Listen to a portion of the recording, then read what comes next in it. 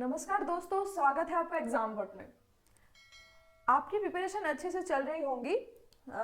I hope आपकी preparation अच्छे से चल रही होंगी, पर कुछ एसेंशियल चीज़ें जो आज मैं बताना चाहती हूँ वो है कि आप लोग अभी तक रजिस्टर जिन लोगों ने नहीं किया है हमारी फाउंडेशन बैच में, जो गूगल फॉर्म में जो गूगल फॉर्म दिया गया है, वो आप जल्दी से फिलअप कर दें कि आप लोग जल्दी से जल्दी हमारे पेड कोर्स में ज्वाइन हो सके और अपनी प्रिपरेशन को स्टार्ट कर सकें, क्योंकि जून से अगस्त के बीच बीच में एग्ज़ाम होने वाली है। नेट का एग्ज़ाम अभी हो जा रही है, तो अगली बार डिले नहीं होगी सीवीटी पीजी की एग्ज़ाम जो हमारे टाइम में सितंबर तक गई थी। ठीक है, तो जल्दी से प्रिपरेशन आप स्टार्ट कर दें। और हम लोग सीवीटी पीजी की जो कोर चीज़ है इंडियन फिलोसफी, ठीक है, उस पर बात कर रहे हैं। चारवाक दर्शन को हम लोग ने ऑलरेडी कवर कर चुका है। ठीक है, तो आज हम लोग बुद्धिज्म के ऊपर बात करेंगे, बुद्धा की फिलॉसफी। ठीक है, बुद्धिज्म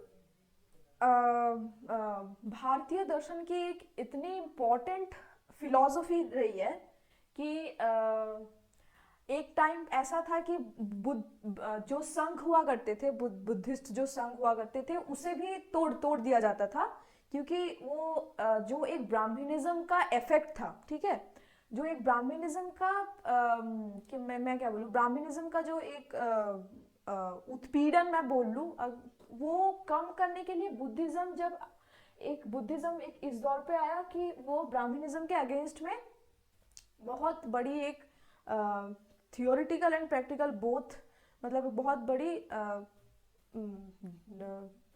एक रिफ्यूटेशन मान लो है। ठीक है, तो बुद्धिज्म बहुत इंपॉर्टेंट है और इससे इतनी सारी थियोरिटिकल क्वेश्चन आ सकती है, एमसीक्यू बोल लूँ और किसी भी एग्जाम में मैं बोल लूँ, तो बुद्धिज्म को अच्छे से बारीकी से समझना बहुत ज़्यादा इंपॉर्टेंट है। ठीक है, तो आज हम लोग सिर्फ कुछ फैक्ट्स के बारे में पढ़ेंगे और फिर बाद में मैं कुछ वीडियोस बनाऊंगी सिर्फ वो बुद्धिज्म के ऊपर ही रहेगा, क्योंकि ये बहुत इंपॉर्टेंट टॉपिक है। यहाँ से बहुत सारे क्वेश्चंस आते हैं, सीयूटी पीजी बोलो, नेट जीआरएफ बोलो, सब चीज़। ठीक है, तो आज हम लोग कुछ इंपॉर्टेंट फैक्ट्स के बारे में बात करेंगे, जिससे बहुत मतलब ये छोटी सी एक वीडियो देख रहे हैं, इससे भी बहुत सारी क्वेश्चंस आपको पूछ ली जा सकती है। ठीक है, क्योंकि छोटी छोटी जो एमसीक्यूज है वो बहुत इंपॉर्टेंट रहती है, छोटी छोटी जो इंफॉर्मेशन। क्योंकि ये देखो सीयूटी पीजी में मतलब अभी जो ये लोग एनटीए जो एग्जाम कंडक्ट करा रहे हैं, वो बच्चे का कॉन्सेप्शन तो देखते ही है, क्या कॉन्सेप्ट है, चीज़ों को लेके क्या क्लैरिटी है। इसके अलावा जो महत्वपूर्ण चीज़ रहती है मेरे अकॉर्डिंग, अगर मैं कहूँ तो वो इंफॉर्मेशन, आपको कितना इंफॉर्मेशन पता है। ठीक है, ये मतलब मेरा जो एक्सपीरियंस है वो है ये। तो सारी चीज़ों को बारीकी से पढ़ना है। ठीक है, मतलब कौन कौन फिलोसोफर ने क्या कहा, कौन फिलोसोफर की क्या बुक है, बुक और ऑथर, ये दोनों इतना ज़्यादा इम्पोर्टेंट है कि मतलब 100 क्वेश्चन, 75 क्वेश्चन थे हमारे। 75 क्वेश्चन में अगर मैं लगभग लगभग 15 क्वेश्चन आए थे ऐसे जिसमें बुक्स और ऑथर के नाम पूछे गए थे।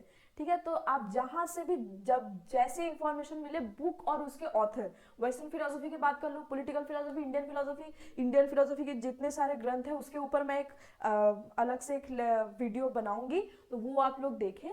तो चलिए आज हम लोग बुद्धिज्म के ऊपर बात करते हैं। तो Buddhism as you all know belongs to the nastik system. ठीक है, नास्तिक हम लोग टर्म को ऑलरेडी एक्सप्लेन कर चुके हैं। In ordinary sense what we have understanding the नास्तिक, नास्तिक वो है जो who doesn't believe in God. ठीक है, सिंपल सी बात है।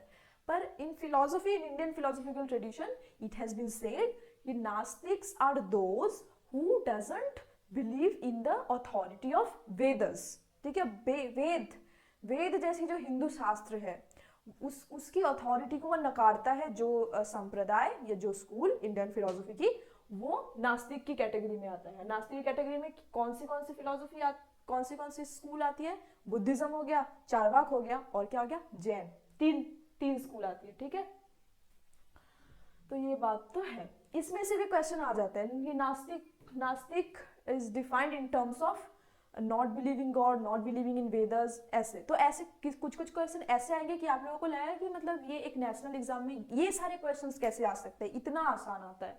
ठीक है, पर ये है कि सब लोगों को चीज़ें पता नहीं रहती।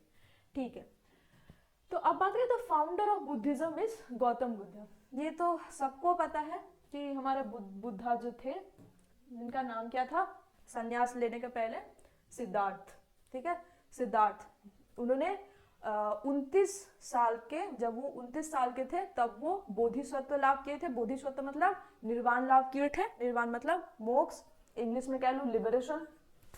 29 साल की उम्र में उन्होंने जगत की मोह माया को छोड़ के अपनी स्पिरिचुअलिटी के ऊपर, spirituality in where spirituality is the conception of spirituality also there in Buddhism. Okay, आध्यात्मिकता बुद्धिज्म में भी है, पर किस सेंस में है ये समझना जरूरी है। ठीक है, तो वो अपनी एक ध्यान मार्ग में चले गए और जितने उन बाकी की उनकी जो जीवन थी, उन्होंने वो लोगों की ज्ञान बढ़ाने, लोगों के जीवन को सुधारने में जापित किया था। ठीक है, और वो कर्मयोगी थे, वो काम के ऊपर विश्वास करते थे। और ऐसा भी कहा जाता है कि बुद्ध ऐसे थे कि जो मेटाफिजिकल डॉक्ट्रिन हो गई कि आत्मा है या नहीं, भगवान है या नहीं, ये सब बातों को वो इम्पोर्टेंट नहीं लेते थे। उनके अकॉर्डिंग ये सब बातें करके कोई फायदा नहीं है। आप अपने जीवन को कैसे सुधार सकते हो, आप अपने जीवन में कैसे दुख कम कर सकते हो, ये सब चीज़ों के ऊपर आप ध्यान दो, ना कि ये सब मेटाफिजिकल डॉक्ट्रिन, आत्मा का अमरत्व वगैरह जैसे थियोरिटिकल, जिसकी प्रैक्टिकल कोई सिग्निफिकेंस नहीं है, इस चीज़ों के ऊपर बात करो। ठीक है, तो बुद्धा इतने लिबरल थॉट वाले इंसान थे। ठीक है, तो देखो बुद्धा's teaching are found in the पिटक्स। पिटक मतलब, पिटक का लिटरल मीनिंग ये है कि एक पात्र। ठीक है, मतलब जहाँ आप सामान रख सकते हैं, ऐसा एक पात्र, पिटक। ठीक है, झूड़ी। तो मतलब इस सेंस में कहा गया है कि आप ज्ञान की पात्र ले लो। ठीक है, मतलब इस सेंस में, लिटरली तो ऐसे हम लोग मतलब सोच सकते हैं बहुत सारी चीजें, मतलब ये है। ठीक है, तो पिटक, तो there are 3 Pitaka, Sutta Pitaka, Vinaya Pitaka and Abhidharma Pitaka. It is known as त्रिपिटक्स। ये भी क्वेश्चन उठ के आता है कि त्रिपिटक किसका, त्रिपिटक कौन से फिलोसॉफिकल स्कूल के साथ जुड़ा हुआ है, तो आंसर इज बुद्धिज्म। ठीक है, तो त्रिपिटक क्या क्या, सुत्त पिटक, विनय पिटक, अभिधर्म। याद कर लो ये सब चीजें, फटाफट नोट कर लो। सुत्त पिटक, विनय पिटक और अभिधर्म पिटक, ये 3 ये टेक्स्ट है। ठीक है, ये बुद्धा की जो टीचिंग थी, बुद्धा के टाइम पे ये था कि बुद्धा जब अपने लेक्चर देता था, तो तब के टाइम पे तो ये नहीं था कि आप लोग फटाफट कॉपी कलम निकाल के नोट कर लिए। ठीक है, तब के टाइम पे ये था कि आप गुरु शिष्य वाला परंपरा था कि Buddha as a Guru, spiritual में बार बार बोल रही हूँ, पर इसका मतलब ये नहीं कोई मतलब as I have already told you guys कि Buddhism belongs to nastik school. ठीक है, तो ये चीज को आपको ध्यान में रख के समझना है कि यहाँ पे स्पिरिचुअलिटी का सेंस अलग है। ठीक है, अगर हम वेदांत की जो स्पिरिचुअलिटी की बात करेंगे, वेदांत फिलोसफी भी हम लोग पढ़ेंगे बाद में, वहां से बहुत क्वेश्चन आते हैं। ठीक है, इंडियन फिलोसफी से भर भर के क्वेश्चन आते हैं। तो जो स्पिरिचुअलिटी है, जो बुद्धा की जो बानी थी, वो जो टेक्स्ट में लिखे गए हैं, वो टेक्स्ट है ये पिटक्स। और ये तीनों इस वो पिटक्स की भाग है। ठीक है, वो पार्ट्स है, सुत्त पिटक, विनय पिटक और अभिधर्म पिटक। और it has been written, Pitakas are written in Pali language. Pali एक लैंग्वेज है। ठीक है, और बुद्धिज्म के सारे टेक्स्ट, सारे ओरिजिनल टेक्स्ट जो अवेलेबल है, मतलब अवेलेबल थे, अभी बहुत सारे विलुप्त हो चुके हैं, पाली लैंग्वेज में है। ठीक है, तो ये भी क्वेश्चन आ जाता है कि किस लैंग्वेज में लिखे गए हैं बुद्धिज्म के ये पिटक्स। ठीक है, और इसे किस नाम पे जाना जाता है, त्रिपिटक्स। ठीक है, अच्छा, तो ये तो हो गई बात। देखो सुत्त पिटक में अब क्या बातें की गई है। सुत्त पिटक में ये बातें की गई है कि बुद्ध की जो बानी है, बुद्ध की जो टीचिंग्स है, मॉरल फिलोसफी है, बुद्ध की जो फिलोसफी है, मॉरल बोलो या कोई किसी बोलो, कि बुद्ध की फिलोसफी ना वो ज्यादा हद तक अगर मैं बोल लूँ तो वो मॉरल फिलोसफी थी। ठीक है, बुद्ध की फिलोसफी लोगों के जीवन के ऊपर थी और लोगों को जीवन को कैसे सुधार सकते हैं, ये चीज किस मतलब किस ब्रांच की है, मॉरल फिलोसफी की बात है, ठीक है, कि आप लोगों की जिंदगी को कैसे सुधार सकते हैं, ये मोरालिटी के अंदर आती है चीजें, इसलिए मैं बोल रही हूँ कि मॉरल फिलोसफी, ठीक है। तो ये सुत्त पिटक में ना बुद्ध की टीचिंग को बोला गया है। विनय पिटक में, विनय पिटक में जो शिष्य रहते, गुरु शिष्य, ठीक है, जो स्टूडेंट्स थे बुद्ध के, उनके उनके जीवन जापन के मतलब उनकी जीवन प्रणाली कैसी थी, वो सब बात किया गया है। अभिधर्म पिटक में भी ऐसा कुछ बात किया गया है, ठीक है। अभिधर्म पिटक में क्या बात किया गया अभी मुझे अभी याद नहीं आ रही, तो उसमें हम लोग बाद में, आप लोग कुछ बुक्स वगैरह होगा तो आप देख लेना, वरना मैं बाद में बताऊंगी। अभिधर्म पिटक, ठीक है, तो ये चीज़ है। तो यहाँ पे आगे कुछ बहुत सारे फैक्ट्स की, एक तो है कि ये पिटक्स है बुद्ध की टीचिंग्स, जहाँ बुद्ध की teachings are found in Pitakas. There are 3 Pitakas, Sutta Pitaka, Vinaya Pitaka, Abhidharma Pitaka. It is known as 3 Pitakas and Pitakas are written in Pali language, ठीक है। चलिए आगे बढ़ते हैं। धम्मपद, धम्मपद ये एक टेक्स्ट है जो इंक्लूडेड इन सुत्त पिटक, ठीक है।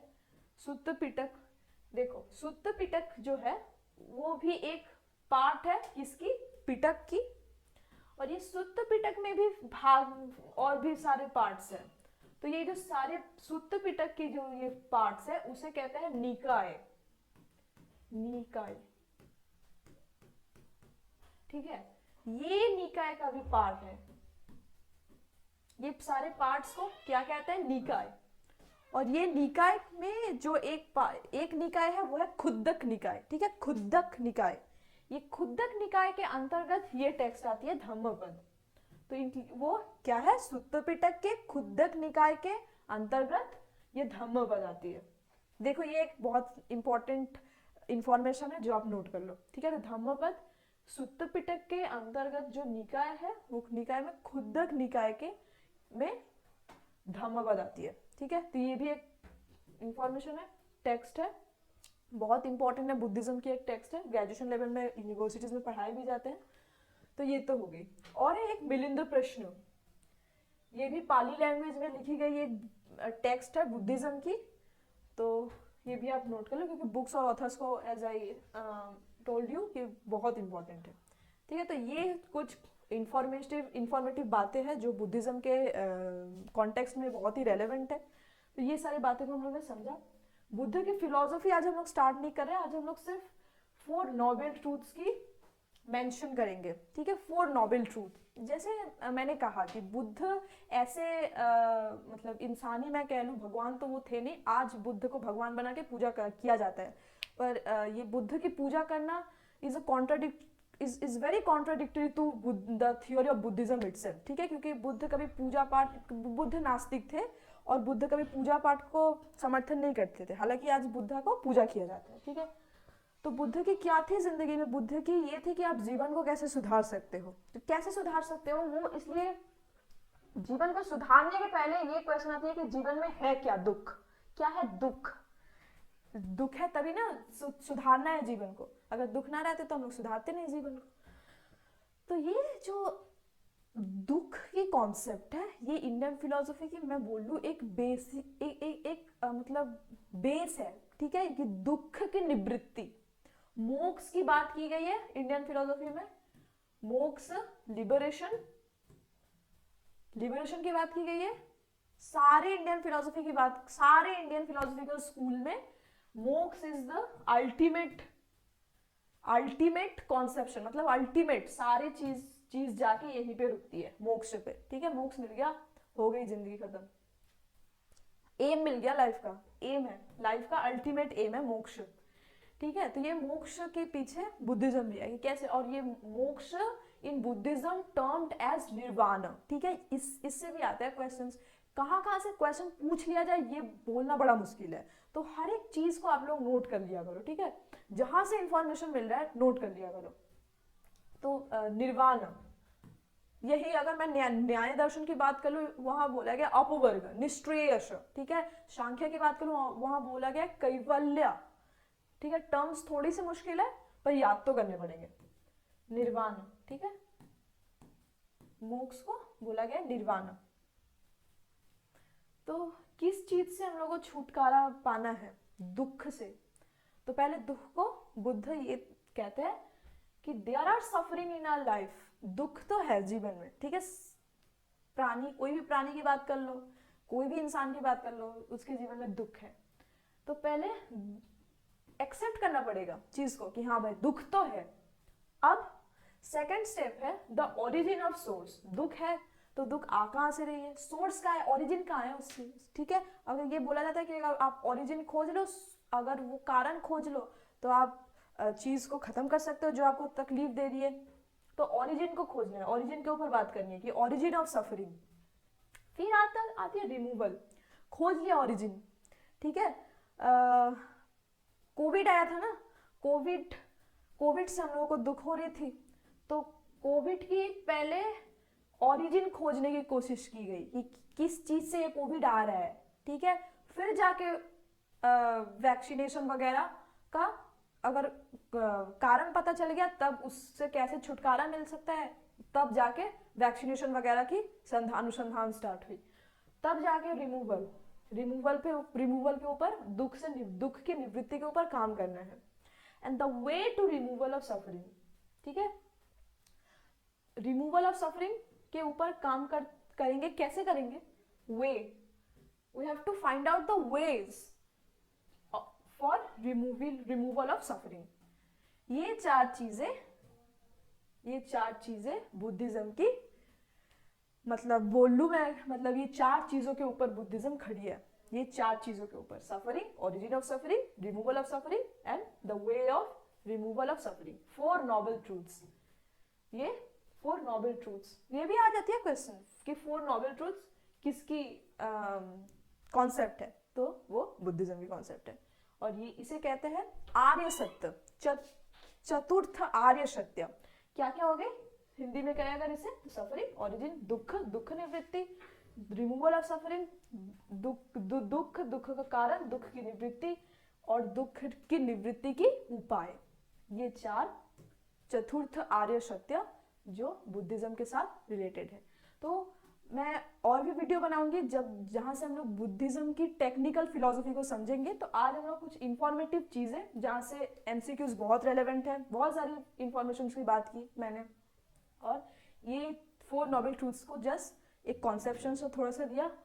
तो आप लोग देखते रहे, हमारे लेक्चर्स के साथ जुड़े रहे, और पेड कोर्स को जल्दी से ज्वाइन कर ले। 15 तारीख से हम लोग क्लास स्टार्ट होने वाली है। तो और जुड़े रहे एग्जाम भट्ट के साथ, और टेलीग्राम के साथ भी आप लोग जुड़ जाए, जाके सारी इंफॉर्मेशंस एडमिशन से रिलेटेड और भी सारी चीज़ें आप लोगों को पता चलती रहे। और चैनल को सब्सक्राइब करना ना भूलें। Thank you for watching this video.